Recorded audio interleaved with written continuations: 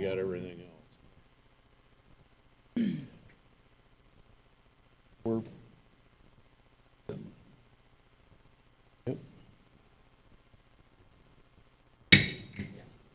Please rise. Pledge of Allegiance. I pledge allegiance to the flag of the United States of America and to the republic for which it stands, one nation, under God, indivisible, with liberty and justice for all.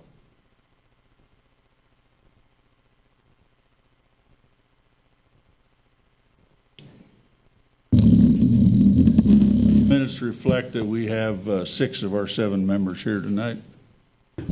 Have you all had a chance to read the minutes from April 13th? If you have, I would entertain a motion to approve them as submitted, or if you have changes, let it be known. I move to approve the minutes from May 11th. April 13th. What? Oh, this is May 11th. I'm sorry. I promise I wasn't drinking before I came here. Just, hello. I was reading from the sheet. Would you like me to leave now? Okay. I wondered why everybody was so quiet. Okay. I move to approve the minutes from April 13th. I'll second. We have a motion and a second to approve the minutes from April 13th. All in favor signify by saying aye. Aye. Opposed?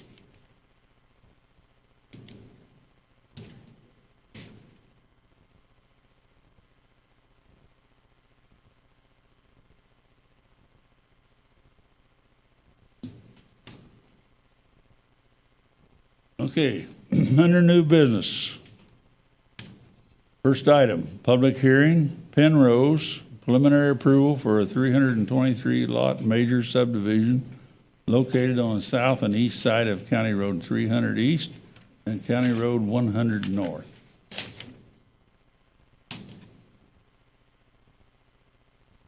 Yes, this is petition for preliminary plat approval for Penrose Subdivision. This was continued last month due to them getting notification out. They have done that now, and they have provided the publisher's affidavit. Petitioner is here, and if you'd like to approach and state your name and make your presentation. Good evening. Tony Bagato with Lennar Homes. Address is 11555 North Meridian Street in Carmel, Indiana. Just here tonight for the primary plat. We were here last year in August in 2021. We had approval of the rezoning for the PUD, which was pretty much a continuation of Kensington. In that PUD, we had several commitments that are in there that will meet with the homes and landscaping buffering.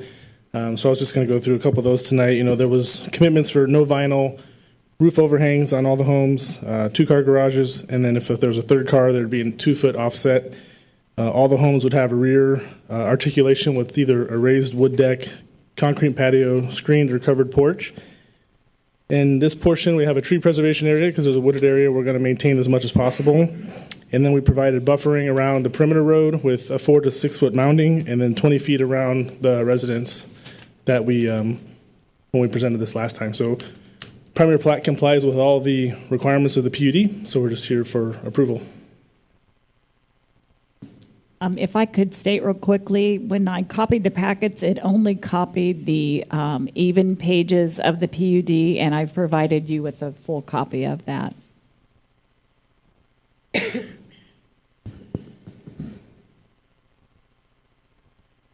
I see that under the preliminary plat request, there was a couple other items that were added in. You've agreed to that? Those stipulations like the $200,000 to help secure easements and install necessary infrastructure?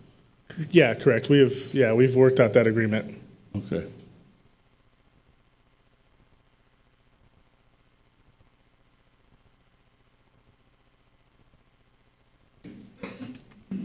Are there any designated areas for recreation or small parks or anything like that? Yeah, on the concept plan, I'm not sure, this might not be part of this phase, but in the concept plan, we do show amenity areas. We have, I know at least one, if not two, in the overall development. It was part of Area A, which might be in this section, actually.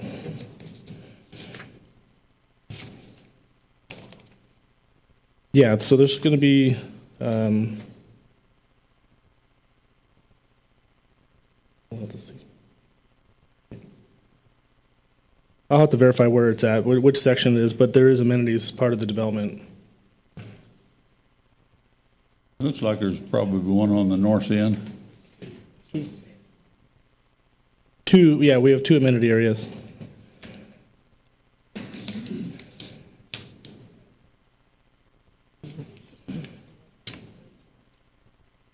Can you tell me more about the water situation and the sewer loop?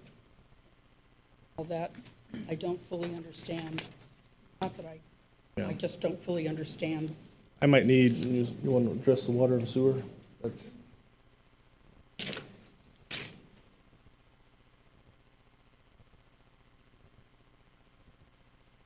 Hi, Stu Huckleberry with Lennar Homes. Couldn't hear your question. There are comments in there about a sewer loop and water connections. The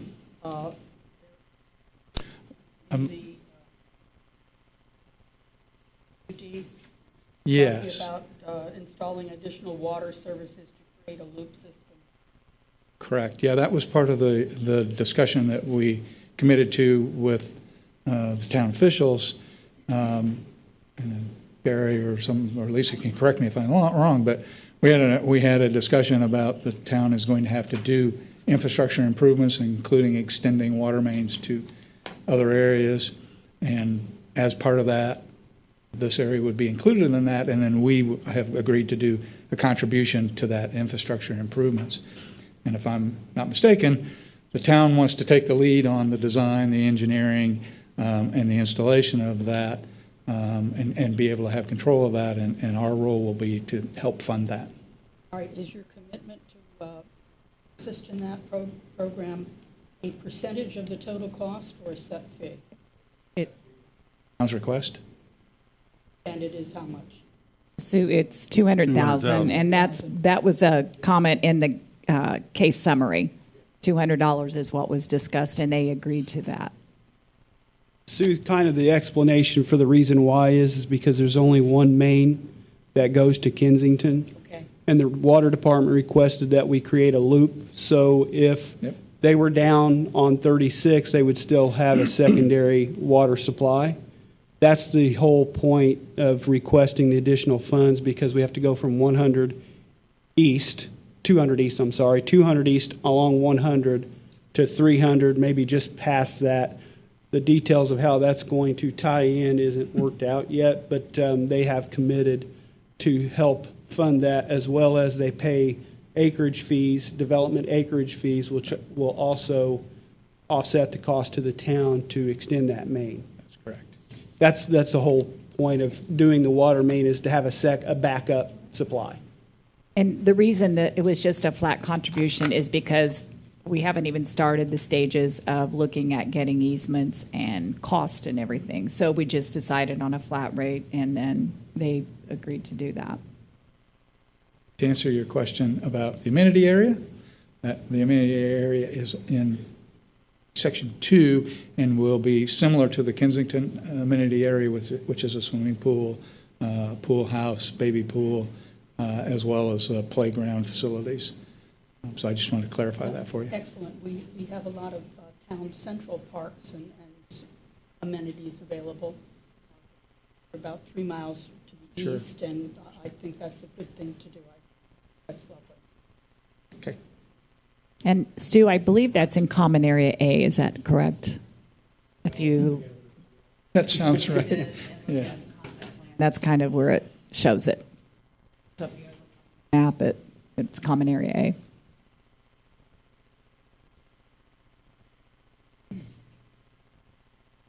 Happy to entertain any other questions. Anybody have any questions?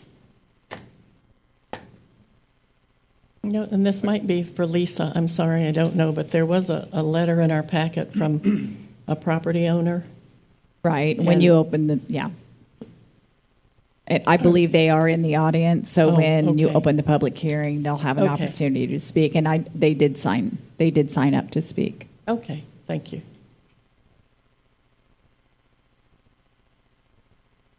We also, in your packet, have a letter from Banning Engineering, or the town's engineer, Joe Miller, that he does not have any problems with the drainage.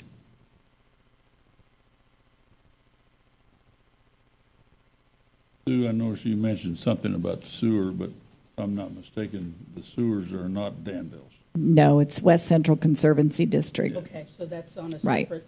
It's on a separate, we will be copied on permits and things like that, but they will deal directly with West Central Conservancy.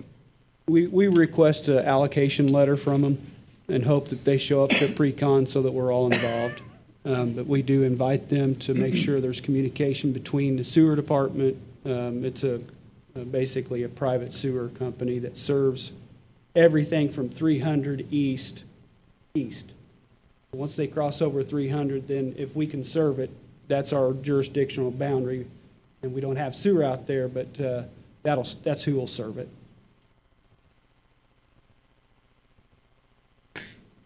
What are the issues with the pond details that you're having to request a variance? I know that's not before this board, but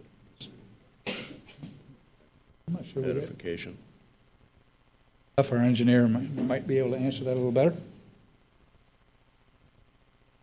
Brett Huff with Kimley Horn.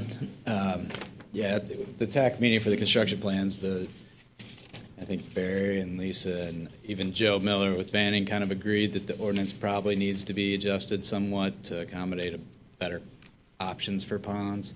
It requires 6-to-1 slopes, and that kind of makes the ponds very large in size and takes up a lot of ground. So we just have a slight modification of that. We might be 5-to-1 instead of 6-to-1. So technically it requires a waiver. Okay. And if they do ask for that, it will be a public hearing, and they'll have to come back with an application to do that. A similar thing was done at the Bevy, if you remember, over on 10th Street. Same issue with the slope. That variance is denied. What is your alternative plan? We'd probably look to why it would be denied and what would the concern be. We may end up, if it's a safety concern of some kind, we could add maybe a safety ledge of some sort to the near the pond, or maintenance ledge of something, or something like that. We'd find a way to make it Thank you. probably work. Thank you. Any other questions from anybody?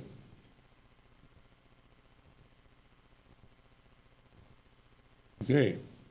Since this is a public hearing, I will open it up now for the public to speak. Please come up to the microphone, give your name and address and where you reside. Yeah, my name is Melinda Googe, and we're at 755 North County Road, 300 East. So in that plan, we are the orange square. So that is why we are here. So do you want to introduce yourself? Oh, my name's David Googe.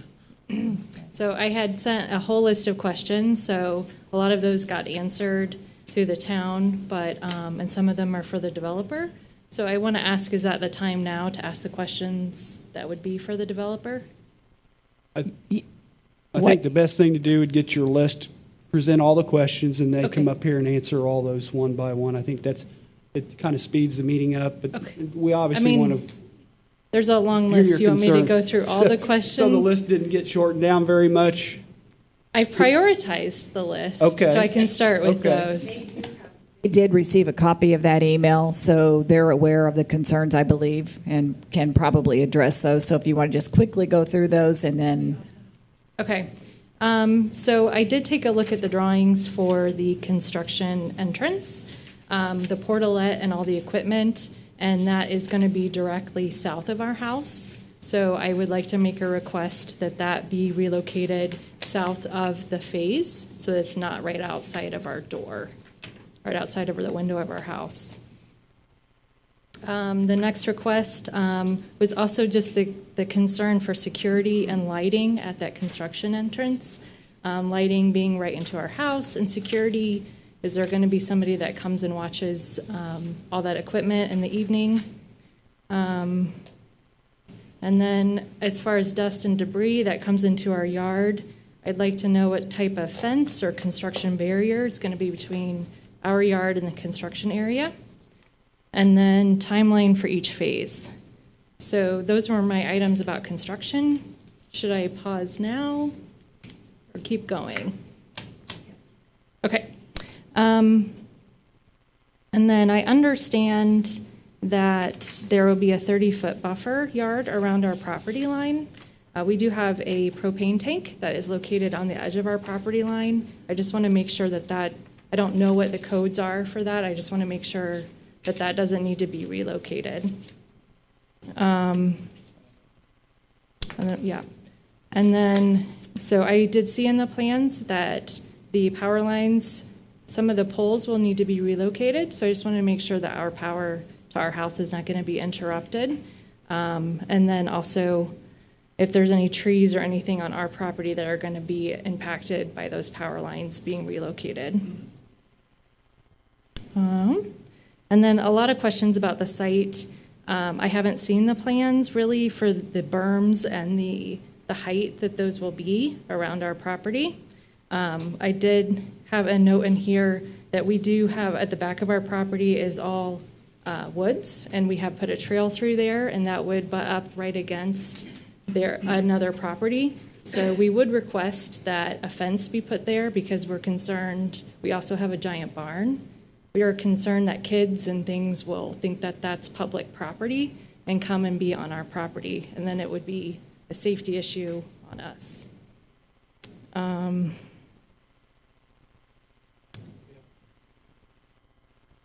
Yeah. And then the 30-foot clear area, we wanted to know who is going to be taking care of that, if that will be part of the HOA, if they will come and mow that. We do like a more natural environment, so I would request that this just be left to go back to nature and be just a natural barrier. If that's not possible, for the berms, we would like to know what the landscaping is going to be on those. Going through all my questions, that's the site questions.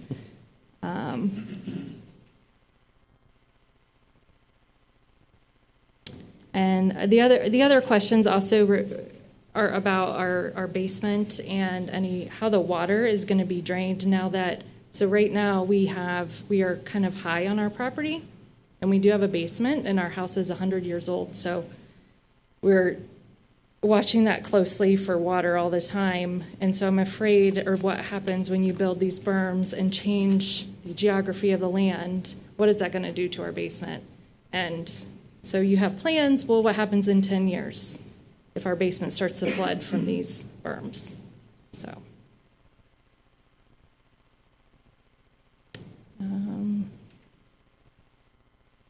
Gas lines.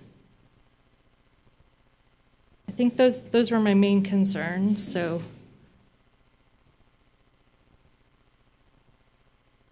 We turn this over to the developer.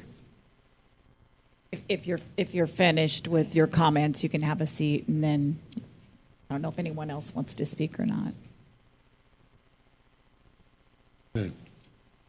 You want to close Pardon? the all right, you can close the public hearing if nobody Is else there anybody wishes else to that wants to speak? Okay. Then I'll close the public portion of it, and you can answer those questions for it. Yeah, I'll hopefully try to catch them all. I wrote as fast as I could. So for the construction site, the staging area, we could definitely move any of the staging equipment away from their house. So we come in off that entrance. There will be no lighting. There's no lighting. We don't have any security. We have on some sites been using security cameras. So that may or may not be there, but that is just on a piece of equipment that'll be a little bit further in on the driveway. So there won't be any lighting or anything that impacts them from that. And again, we can move any of the equipment that's staged. When it comes to noise or dust, there's construction standards we have to follow. So we'll have to make sure we meet any noise standards, any kind of dust control measures, and we'll have to comply with those as part of the construction. As for some of the site, we're not going to touch anything that's on their property. So propane tank, trees, we can't touch anything. If for some reason we had to, I guess we would need their permission, but we wouldn't. I don't see the need to have had to touch anything on their property. So we won't be touching their site at all. As for the landscaping buffer, the berming is along the perimeter roads. That area that's highlighted in orange, that's a different buffer standard. So there's no mounding in that right now. It was shown as that we would put in a 20-foot wide area that would consist of at least one evergreen tree spaced every 40 feet. That will be a minimum of 6 feet high when it's installed. And that's going to be part of the common area. So it is common area that has to be maintained by the HOA. We won't let it kind of overgrown. And then it shows, again, so there's no mounding, so that won't impact drainage for that area in that regard. There's no fence standards in the UDO or the PUD, so we don't have a fence. And again, our standards comply. Anything related to the landscaping and any other waivers would look to be on the construction plans. There's no waivers for this request. So we would anticipate that we should be able to make it work with just our common area with the trees. Again, we comply with all the standards in this PUD. And then that's really, I think, what I was able to write down. Are you developing this in stages? Yes, correct. First, as farthest south is going to be the first one? Is that the first one? So section 1 will be kind of the middle of the site, just south of their home area. Yeah. So there's the row of homes that's south of theirs, that would be part of section 1, and the construction entrance is the road just south of that. So it looks like from their property to the east will drain towards that pond, is that correct? Yes, yeah.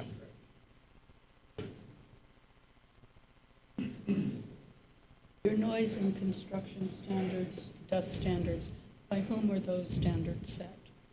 Well, the town has their own standards, and there might be some other ones we follow, usually by the state or feds, but most likely the town will have standards we have to follow. Has a noise ordinance that says you can't have any, audible part, that doesn't get into specifics between 11 p.m. and 7 a.m. Those are the hours. There's a decibel rating that they have to stay under, and we have a sound meter that we currently use. If there's an issue, they would contact the town, and we would follow up with that. I haven't had that experience be a problem in the past, but it can always happen. And then the other point I want to make about the drainage is typically, I don't have x-ray vision, but groundwater and surface water are two different things, but typically the surface water runoff, everything on their property has to be maintained by them. So if there were field tiles that are adjacent to you, those can wreak havoc on adjoining property. What we do is when we find those, we try to make sure that if they're active or not. If they're not active, then we cap them. If they are active, they have to be reconnected and rerouted. So those are tough things. It's a really good question to ask, but typically the surface water runoff is going to be captured, staged, held for a period of time, and released at a lesser rate than pre-construction.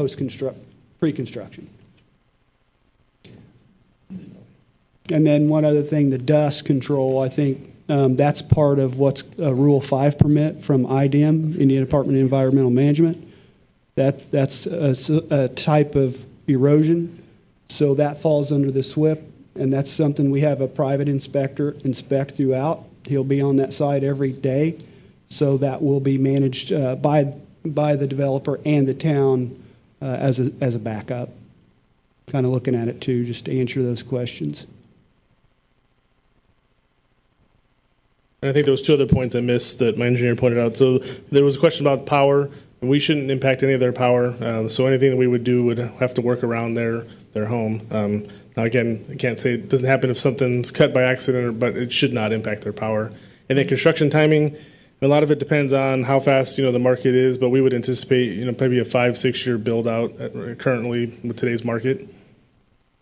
So as to the berms, they'll be to the north of them and to the south of them along 300, there'll be a berm, Correct. but there won't be on the south of their property and on the east of their property? Correct. Okay. Can you tell me what the density is in Section A and the density in Section B? I gave up counting the lots. I remember the overall was 2 point something. I don't know if we have it broken down by section in the PUD. Okay, and again, some of it may have changed a little bit, like we got rid of the cul-de-sac that was shown on the road there next to Kensington, so some of this could be changed, but I think at the preliminary level, we showed 2.8 units per acre in Area A, and then, it's a little blurry, so I'm trying to read this, 1.5 in Area B.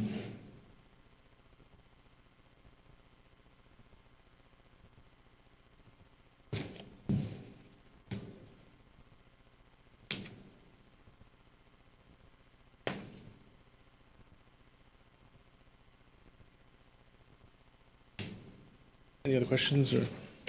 As far as without there being a berm around their property, would you be open to negotiating with them as to, I know they mentioned in the point number 3B, having a fence around the property with the woods and a trail.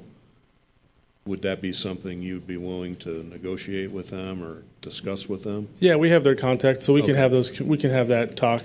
And I don't know if they're interested in having a berm. I know that they mentioned in their letter that they Yeah. maybe not a fan of the berm concept, but And we'll have the construction plans for the section 1 back in next month too, so that'll Yeah. be another hearing for Okay. that, but we can Yeah. communicate with them before then and okay, discuss that. okay, thank you. And one other comment, if I could add, unfortunately, they did not own the property when this went through zoning, and that would have been a good time to negotiate berms and fencing and plantings and things like that. So whoever lived there at the time apparently didn't have any concerns of that, so. But Okay. generally, those are addressed during the rezone. Yeah, I think I remember, I think the only thing that came up was some drainage issues, if Right. I Yeah. remember correctly. And if I recall, I think they were concerned about a berm being put in there, causing water to back up onto their property, so. But since they're willing to speak with them and, Okay, I mean, with 20 feet, it's not going to be very tall if we could even get one in there, but we can, if they want one, we'll discuss that with okay, them. thank you. I'm not sure, I went past there yesterday, I think it was. Does your water drain off of your property to the east? Yes. Normal flow takes it to the east. Yes, So you're not going to disturb that, you'll let that continue? And then go right to the ponds, is that right? Brett, could you give your name, please? I don't know, did you already? Okay. So Brett Huff with Kimmy Horn, by the way. So, yeah, the natural drainage is still going to go the same route it always has on the site. We're just going to, by adding all the detention ponds, slow down what was going there, obviously. But it's going to follow the same route, exit at the same points. Eventually, it ends up going out to 450 across to the east, right? Yeah, there's two major streamways that come across the site. They eventually converge into one further east, yes. Yeah. One of them goes through Kensington. And everything from the west of our site that's coming on to us to those streams is being accounted for as well. So putting a berm around their property would not be advisable. I personally would never advise berms around a property. It tends to lead to more drainage issues than what it's worth. You gotta find a way for the water to get around the berm that, when it naturally just rains, it's gotta go somewhere. It ends up in their basement. Yeah. Brett, I wasn't trying to pick on you. We have a hard time when we go to do the minutes, we have a hard time to pick up on the recording, so. Do you have any additional, well, I closed it. Did he answer your questions? Pretty much, okay. Nobody has anything else? Any questions from here? Okay.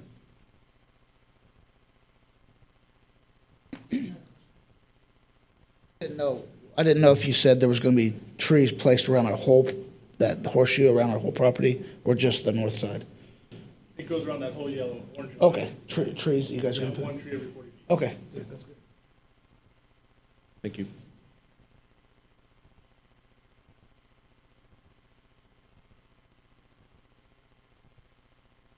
If there are no other questions, I would entertain a motion since, as soon as I find it.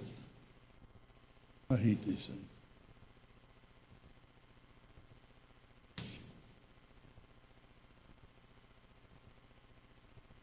Oop, there it is. There we go. Okay, we have three things we can do. We can approve the preliminary plat request, approve the preliminary plat request with conditions, or deny it. Those are our three options. I would entertain a motion.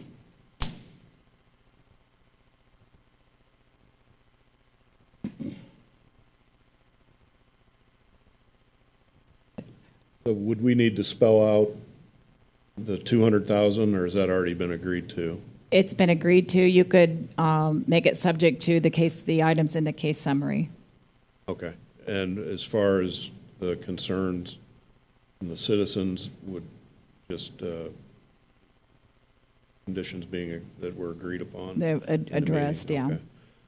Mr. President, I move we approve the preliminary plat request with the conditions that are spelled out in the case summary, and also to the conditions that the developer has agreed to with the property owners on 300 North.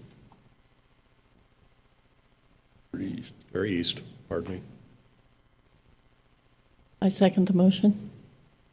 We have a motion and a second to approve this with the conditions mentioned. Barry, I'm going to put you to work. Okay, I can do it. Ms. Rippert, Aye. Ms. Levitt, Aye. Mr. Harvey, Aye. Mr. Thompson, Ms. Howard. Aye. I vote aye as well. Carried 6-0. Thank you. Thank you.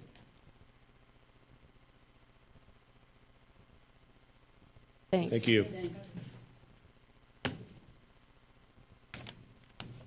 Okay. Item number 2, also a public hearing. Text amendment ordinance number 10-2022. Amend section 18 of flood hazard areas of the Danville zoning ordinance as required by the floodplain management section of the state's Department of Natural Resources. That's a mouthful. Yeah, so Barry is really the professional on this, but basically the state has updated their floodplain section of the ordinance. And so we're just basically adopting what they've written into our ordinance. So this will replace what we have. And if you want more details, you're going to have to talk to Barry. Is this an Indiana code change or Yes. a regulation change? Yes, it's a Department of Natural Resources change. They want to make everybody's ordinances, I won't say exactly alike, because there was stuff that we could pull out and stuff we could add. But they have to review that, and then it goes back and forth. But basically, it's an update for the flood rate maps. So if they did a flood rate study and somebody was in the floodway and they got removed, their insurance rates are going to drop. If they made changes and somebody was added to that, flood, their rates are going to go up. So what we're trying to do, I say we, Joe Miller, myself, DNR are trying to more precisely define the limits of that floodway so that the people that need to be included are included and the people that don't need to be aren't. So it's got a lot of verbiage in there, and it basically gives us the right to do elevation certificates and just basically spell those out. So the maps will change. So That's this what it is, it's Indiana Code 36-1-4-11, which grants local governments authority to control land use within their jurisdictions. And and this is in your packet, it goes further into more detail about, some of the changes that they've made. Isn't the state usually more stringent than local would be anyway? Not typically. They have their set of rules, and if a municipality or local government wants to make them more stringent, they do have to go back to the state to get those approved. Typically, what I see is they're more stringent once they get to the local level, depending on where you're at. We only have one regulated floodway in Danville, and we all know where it's at. But our town drains pretty well. So we don't have as much of an impact as some, municipalities, but it's pretty much standard. We did take some things out. Hopefully they come back and say that they're okay with it. They've reviewed it once and said, give it to us when you're done. I said, we're done. So I take that as an okay, but there'll be one more review from the state So I'm for final clear. approval. This is an ordinance of the town of Danville, Yes, ma'am. and for the most part, it mirrors the state DNR requirements for floodplains, That is correct. with a few removals or changes made by the town of Danville. That is correct. It's more about construction within the floodway and how you manage that. Are we more stringent than the DNR standards? We're in the middle because we don't have a lot of regulated floodways in town. We did add a couple of things about, there was some stuff in there about mobile homes. We don't want them floating away, so there's some requirements in there about elevation, water flow. I don't want to get too detailed. It's kind of boring, but it's interesting if you're into that kind of thing, and I am. So it's basically flood-proofing buildings if you do put things in a fringe. Did not lessen any of the standards established by DNR. Absolutely not.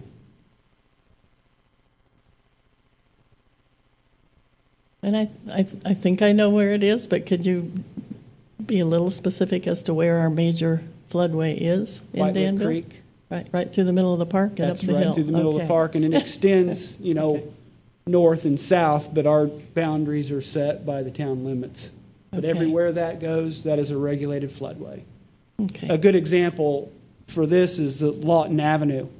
There's a lot that part of it's in the county and part of it's in town, and this actually helped them to be able to build because it shrunk that footprint of the floodway. So you can build in the fringe, but you have to do some things to get it approved. And that's another part of this. It gives us the right to review plans, issue permits based on the information we get from a surveyor, land surveyor. So it's a necessary evil because there's people that are in the floodway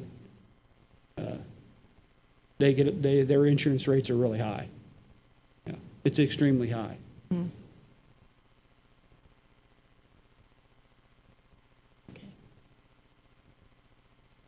And just as a reminder, this is a public hearing.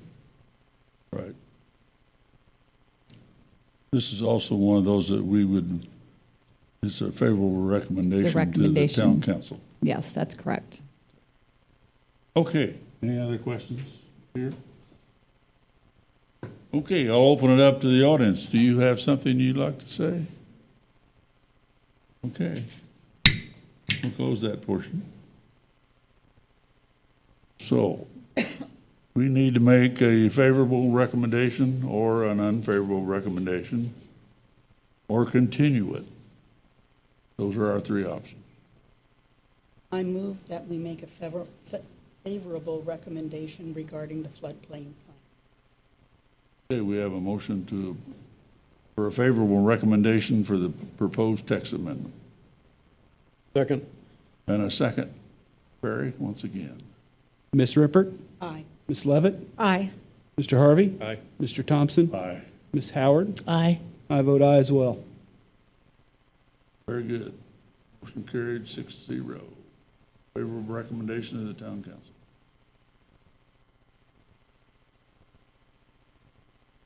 And the next item. Where is it?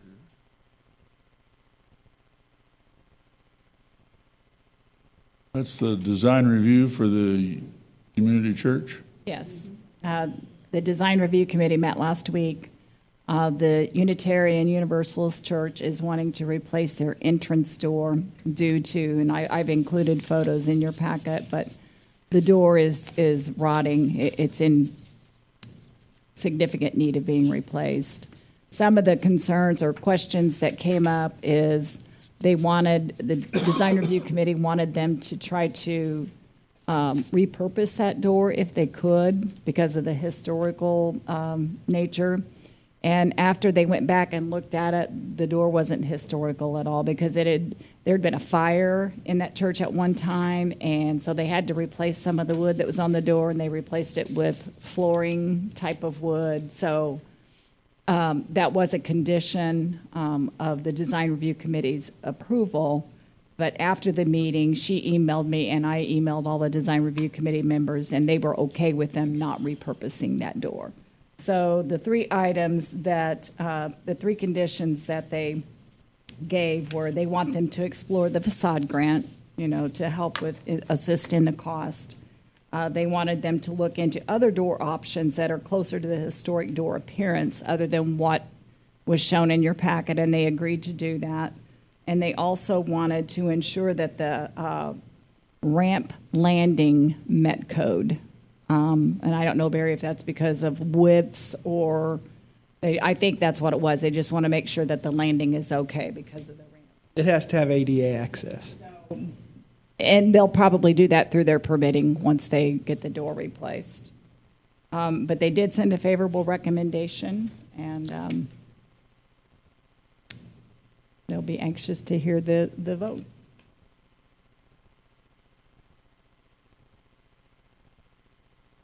I was just looking through here because I didn't go to this meeting. Are they going to tear out the arched transom above the door, or is it all that's going to come out? Replace that with, if you look through those sketches.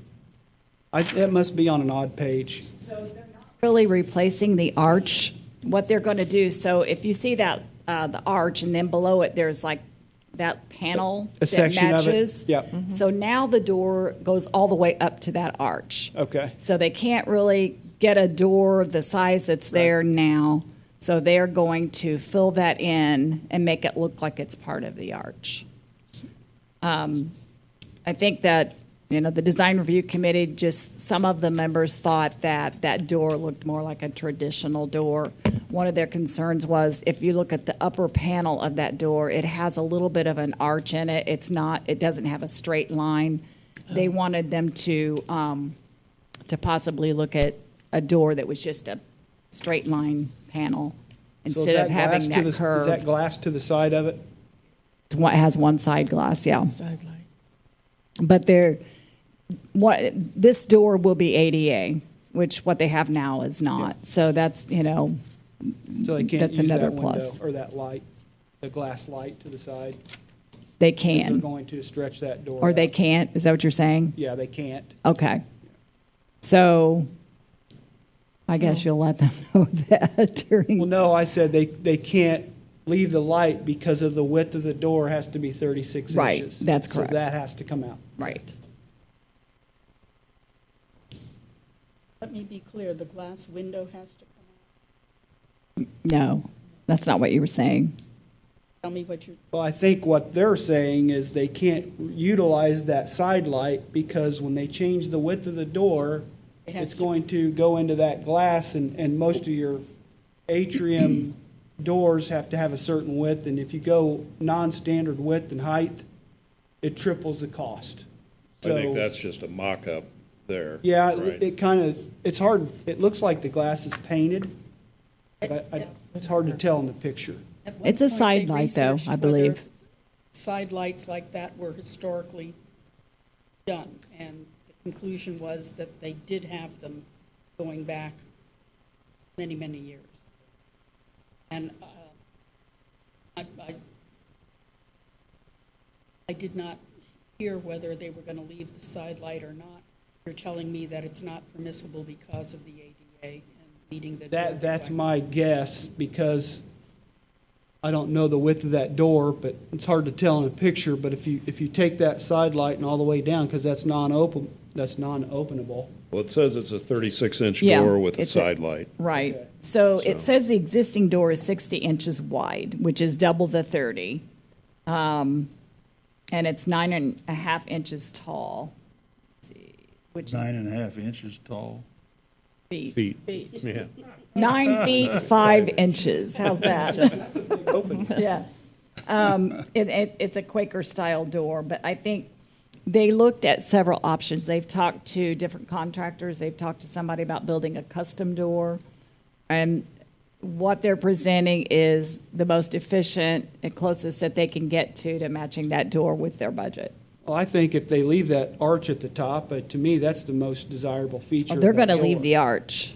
So that the side light, to me, makes absolutely Yeah. no And- difference. And they actually sent us pictures of other churches that do show tradition, or historically, there were churches that had side lights, so they were trying to show that they, even though they were losing that door, they were still felt like they're trying to maintain that historical appearance. But if you take the side light out, because the existing door now is a double door, right? So if you take the side door out, then you have one door that has to be that wide all by itself to accommodate. That looks I'm like a single confused. swing door to me. Yeah. Well, with the side light it does, but you're saying I they'd have think to you- take the side light out on the new mock-up? Well, Well, then they have to find depending one on the door that width of the goes- door. So if they're trying to achieve a wheelchair width through Mm-hmm. that door, they may have to grow the door width, which will then go into that light. So that might be the reason they Well, can't. I think this is what they are proposing, Oh, this door. that's, Yeah. oh, wow, okay. Yeah, this is what they're proposing. The design review committee asked them to look at other options to kind of take away from that traditional look. One of those being that slight curve at the top of that panel, the top panel. That was one of the things that came up. That makes more sense because that doesn't look like glass. Yeah. It looks like it's just clear white paper. You talking about That's the why- upper yeah, panel? What they're Might be proposing. frosted. So I thought that's what was there. That's new. No. I don't have any problem with that door, the way they've got it mocked up. I don't see what the deal is with the little arch on the top of the panel of that. It just doesn't really, That's just the way it comes. Visible? I you mean, really- that's the way it comes in, and that's probably the most cost-efficient way to go, is just to buy a door that's already made and ADA compliant and put it in there. And then I like the idea of the side light, because when you're inside, you're not just totally in the dark.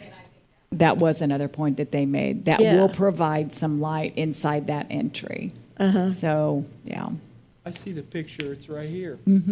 Of the double door, the existing. You can't open two doors at one time if you're, No, it's not ADA compliant right now, so, that's, And I like that they're keeping the archway above it, and, putting that panel in, and maybe with some kind of artistic work, making it look like it goes. looks like, with what No. they've shown, it looks I like it's just appreciate part of that it. they're doing that. Right. So are they gonna, Pretty. do you know, are you gonna apply for a facade grant? She's, Or she- should- she's not Oh, here I'm on sorry. this. Yeah, and I Are they emailed. going to? Are they Do going to you know, want? apply for a facade I'm sure that grant? they will. If they're eligible, they will. Okay, Because that could help them out a lot. Yeah. And I think the reason that conversation started up is because of the discussion of the door being expensive, and they said, so have you, checked out the facade grant? But I'm sure that they will do that. And I've actually been in contact with Ann Johansson, Downtown Danville Partnership, and let her know that this probably will be coming to her, and so she is aware as well. you let them know they need a building permit? I did. Okay. Actually, it's in this case summary too, I think. I put something in here, maybe not. I I didn't see moved to it. this town Nope. in 74, wasn't that a Presbyterian church? Yes. Uh-huh. I have a question, Barry. Why do they need a building permit if they're just replacing a door? ADA requirements, it's a class Oh, one the ADA, structure. but I wouldn't need one for my house if I just replaced. If you made it bigger and you made a structural change, But if I yes. just the same size of the door replaced, I don't need a You would building not. permit. What if she made it Then I smaller? don't have to go back and apply for three. I mean, that could be a structural change, right? If you make a door smaller, you're gonna have to put in a frame. No, there's a minimum size for egress on the door. To make it smaller, generally, right? That's why we asked them to come and talk to us about getting a permit. Then we find those things out. If they're going to make it the right width, then we don't make them get a permit if they're not going to change it structurally. But class one structures are a big deal. I mean, and those are anything that's not residential. Yeah. So, because they have the public in them. And this is an A1 occupancy, that's even worse. Churches and theaters and bars. I have a comment, but I'm not going to. Okay. Are we supposed to vote on this? Yes, To approve the recommendation of the Yes. Design Review Committee? yes. Okay. I couldn't find that in here, that's why. Any other questions? Well, I'd entertain a motion then. I move that we approve the Design Review Committee's recommendations for the door at the Unitarian Universalist Church. Okay, we have a motion to approve it. Do I hear a second? Second. Motion and a second. Yes, sir. Go Ms. right Rimpert. ahead. Aye. Ms. Levitt. Aye. Mr. Harvey. Aye. Mr. Thompson. Aye. Ms. Jill Howard. Aye. Barry Lofton says yes. Okay. That it? The last item on the agenda, I had put Scott Perkins on here. If you remember last month, he came in and he was going to come back with some changes to their rules and regulations, and he just did not get a chance to do that. He is working on that, so this will probably be placed on the agenda for next month. Okay. Do you have any other reports from I the have- committees or staff? I don't have anything Any else. rumors? No rumors. Any gossip? Barry might have some rumors, I don't know. No rumors and no gossip. Nope. Well, that's good. That's good. That's good. Well, if there's nothing else, do we have something for next month yet? We do. You're Probably going to be will. hearing Section 1 Penrose. Oh, this one we That just was talked about. just the preliminary. And then I'm hoping Scott Perkins will be here. If not, Okay. hopefully we'll have the new rules for you. All for right. approval. Noting nothing else, I would entertain a motion to adjourn. So moved. Do I hear a second? Second? All in favor signify by saying aye. Aye. Aye, opposed?